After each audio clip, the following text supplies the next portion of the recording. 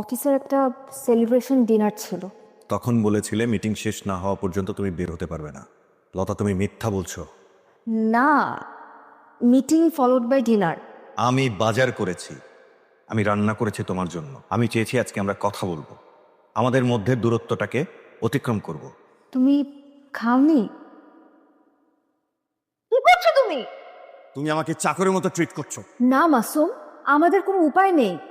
আমি তো তোমাকে বলেছি তুমি একটা চাকরি খুঁজো, বাসা নাও, আমরা নিজের মতো করে থাকি। কিন্তু চেষ্টা করেছি, তুমি আমার অপারগতাকে ক্যাপিটাল করছো। তুমি কি চাও মাসুম? আমি এই জীবন চাই না। তাহলে তুমি আমাকে ভালোবাসোনি, তোমার ওই অন্ধকার জীবন থেকে বের হওয়ার জন্য তুমি আমার উপর ভর করেছো। তুমি একটা স্বার্থপর মেয়ে, তুমি একটা লোভী। মাসুম, তুমি কি চাও?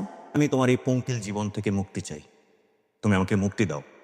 তুমি কি আলাদা হতে চাচ্ছ? এখন তুমি চাচ্ছ কারণ তোমার কাছে বেটার অপশন আছে। মাসুম, তুমি শান্ত হও। মানুষের সহ্যের একটা সীমা থাকে, আর তুমি সেই সীমা অতিক্রম করেছো। তুমি আমাকে ভুল বুঝছো মাসুম। আমি সরল কিন্তু বোকা না। আমি আমার অসম্মানকে মানতে পারছি। I want a divorce.